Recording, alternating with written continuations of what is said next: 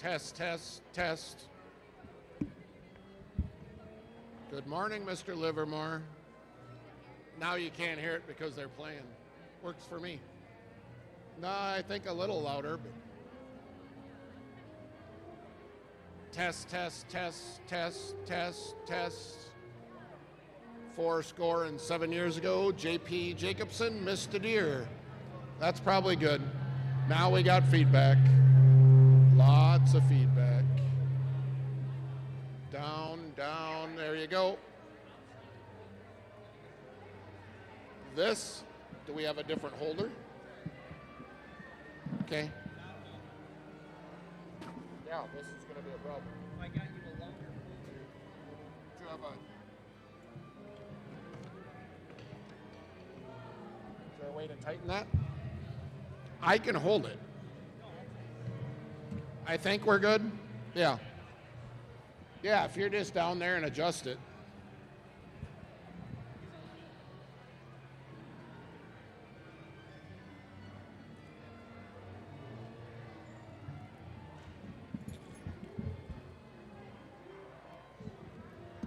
There you go.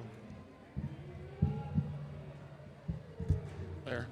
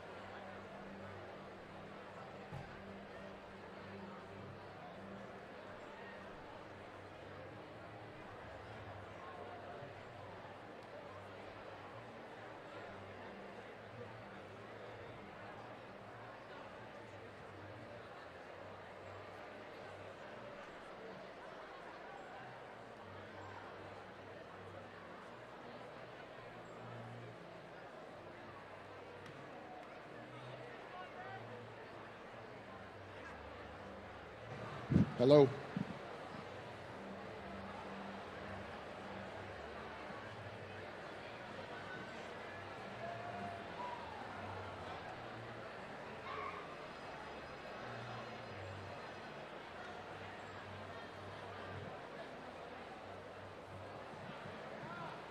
Yep.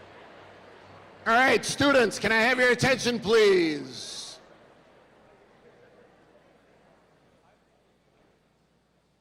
Before we get started, and I know an email went out about behavior and etiquette for tonight, or this afternoon, I want to remind everybody to use your employability skills, especially that professionalism one that we've been touching on, and give everybody the respect that they deserve on this great day.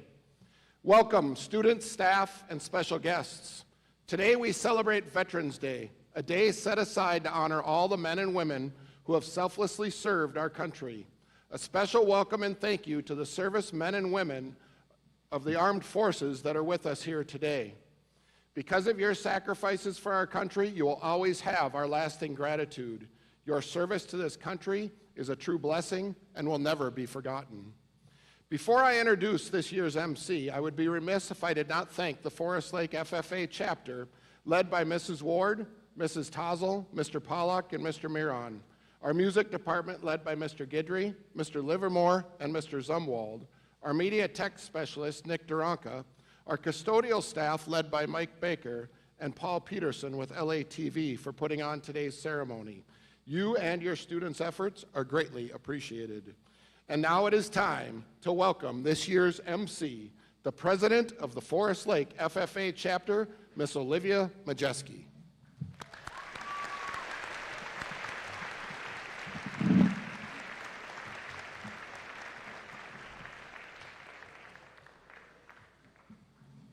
Good morning, and does it work?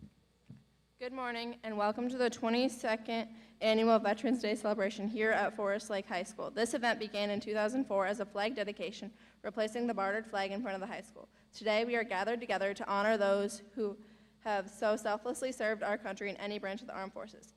This year, we celebrate the 107th anniversary of the end of World War I, and since the first Armistice Day celebration in 1919, Americans have reserved November 11th as a day to pay respect to the veterans who are still with us and remember those who have fallen.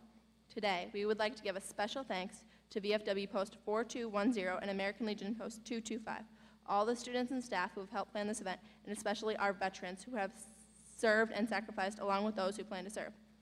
The Color Guard today is a joint effort of the Forest Lake VFW Post 4210 and the American Legion Post 225.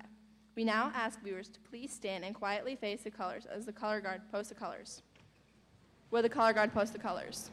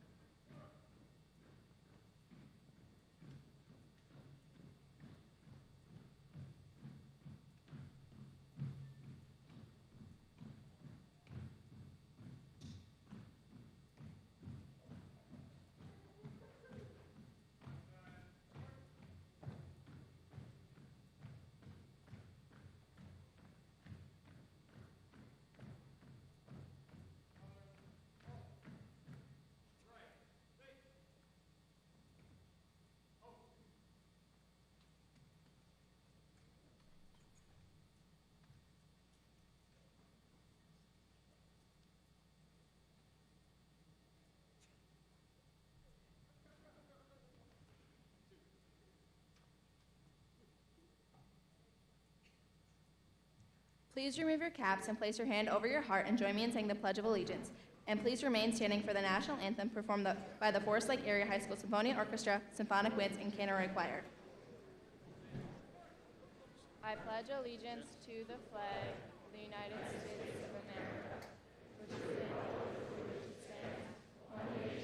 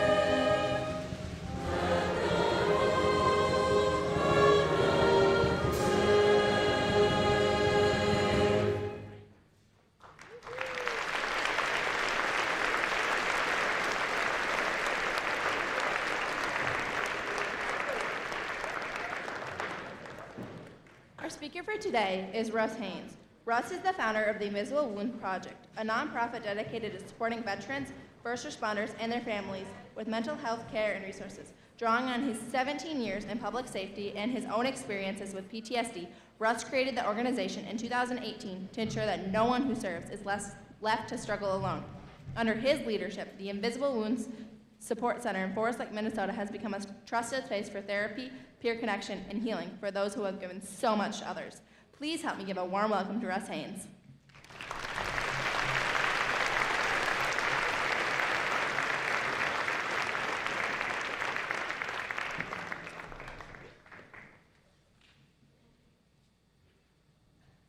Well, good morning, everyone. Thank you for giving me the chance to be here today with you. My name is Russ Haynes, and I am the founder of the Invisible Wounds Project. We are a nonprofit located right here in Forest Lake. We support current and former military, police, fire, EMS, frontline medical staff, corrections, 911 dispatchers, and their families who are struggling with the invisible wounds that come from a life of service. Things like trauma, anxiety, stress, PTSD, and suicide. But before I tell you more about that, I want to share with you why this day means so much to me, and why Veterans Day holds such a deep meaning for all of us. My dad was a proud Navy vet. He served his country with quiet pride and courage, and like so many of his generation, he didn't talk much about what he went through. To him, it wasn't about recognition or medals, it was about duty. You served, you worked hard, and you took care of the people around you. In 2021, I lost my dad to lung cancer caused by Agent Orange exposure from his time in Vietnam. Watching him fight that battle was one of the hardest things I've ever done. It was a harsh reminder that the price of service doesn't always end when someone takes off their uniform. Sometimes that cost shows up years, even decades later. Back in 2009, I started a car cruise to raise money for veterans. It was a simple way to honor my dad and give back to others like him. But a few years later, in 2015, I came face to face with my own battle, PTSD. I was struggling. I didn't see a way forward, and honestly, I didn't think I'd make it. But I did, and when I came to the other side, I knew I couldn't just move on and forget it. I wanted to make sure that no one else, no veteran, no first responder, and no family ever had to feel like they were fighting this battle alone. That's why I started the Invisible Wounds Project. It's not just an organization, it's a promise to carry on the mission to helping those who've sacrificed for us. When we talk about Veterans Day, we're not just talking about a date on the calendar. We're talking about a story that's nearly 250 years old, a story written by ordinary Americans who stood up and decided that freedom and democracy were worth fighting for. From the Revolutionary War to today, millions have raised their right hand and sworn an oath to protect this nation. They served in places many of us will never see. Through mud, heat, cold, fear, and loss, not for fame or fortune, but for each other, and for the belief that America is something worth defending. They didn't all wear the same uniform, come from the same background, or share the same beliefs, but they shared a common purpose. That's what makes America strong. That's what makes our story worth telling. When you picture a veteran, you might think about uniforms, medals, physical injuries, salutes, and homecomings. What you don't always see are those all too common invisible wounds. The pain carried quietly long after their service ends. The PTSD, the depression, the anxiety, or the loss of identity that can follow years of service. Every single day we lose veterans and first responders to suicide. These are men and women who once stood strong for us, who ran toward danger when everyone else was running away, and who couldn't find the help they needed when they came home. Too often I hear, there are others worse off than I am. I don't deserve this. You should be helping others instead of me. Even when these men and women are struggling, they're still willing to put others before themselves. That's service. That's sacrifice. But we need to make sure that they know that they are worth it. That's where the Invisible Wounds Project comes in. We connect veterans, first responders, and their families with therapists who understand trauma, connect them to their peers who get it, and others who've been there, and with programs that heal. Things like art, woodworking, fishing, fitness, community events, and much more. Because healing doesn't just happen in a clinical setting. Healing happens when people feel seen, valued, and connected. When they're reminded that they still matter and that their story in life is just as important as the next person's. Now, I know for many of you, military service might feel like something far away, something your parents or grandparents did. But here's the truth. You have a role to play too. Some of you will go on to be our future military. In this room, there are future leaders and also just the quiet types who will go in, do the job, and get out. All of you will play a key role in defending this great nation. Most of you will not serve in the military. But this country was built on service and helping others, and you don't have to wear a uniform to serve. Service can mean volunteering, helping a neighbor, standing up for someone who's struggling, or simply choosing to make your community better. Our veterans and first responders spend their lives protecting and serving us. They see, do, and hear things that most of us could never imagine. When they come home, it becomes our turn to serve them through compassion, understanding, and action. And that's something every single one of you can do.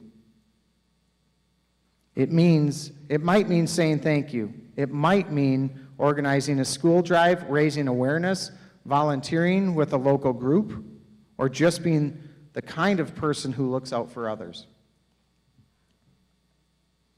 Those small moments, those acts of kindness can literally change a life. I know because there isn't a day that goes by where the life of another isn't changed by an act of kindness at the Invisible Wounds Project. It doesn't always have to be big to be impactful. My dad taught me that life is about service, not just in the military, but in everything you do. It's about finding ways to leave things better than you found them. He served his country, and I serve helping those with invisible wounds. And my hope for all of you, the next generation, is that you find your own way to serve. Maybe that's through the military, maybe that's through public safety, or maybe it's simply through kindness, leadership, and compassion. Because the strength of this country doesn't come from its government or its weapons, it comes from its people. From ordinary citizens who care enough to step up, help out, and make a difference. So today, as we honor our veterans, let's do more than just remember their service. Let's live our lives in a way that honors their service and sacrifice.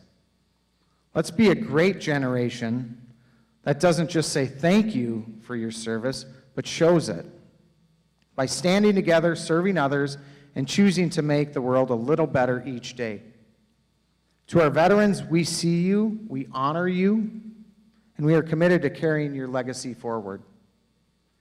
And to all of you, the next generation of Americans, I challenge you to find your way to serve. Because freedom, community, and compassion depend on it. Thank you, and God bless our veterans, and God bless the United States of America.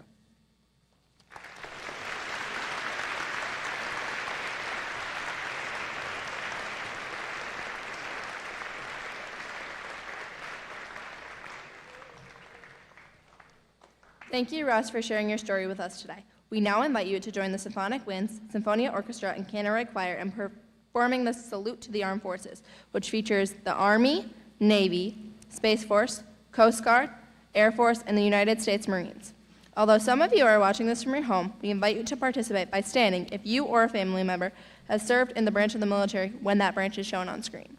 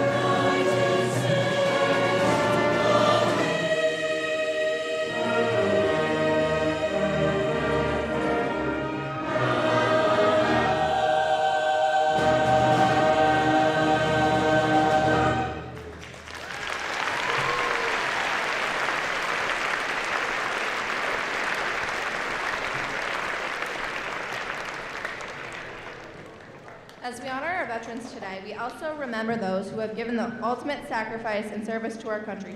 Please pause for a moment of silence.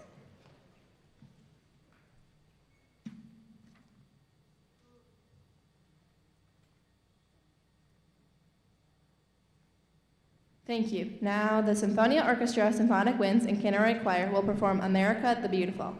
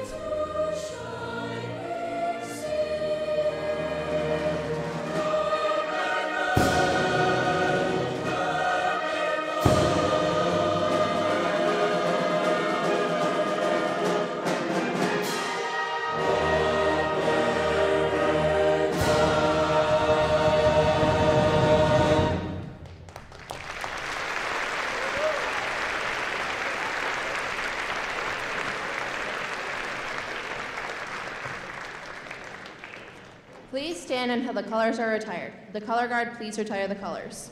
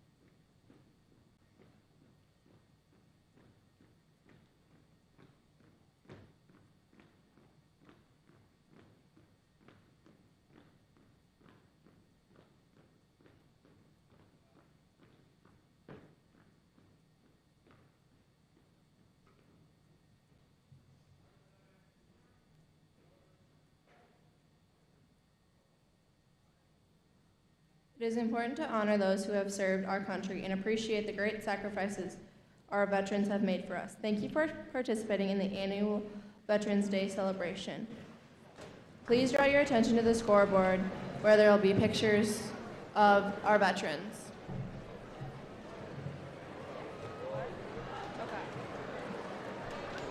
You may now proceed to fifth hour or a lunch.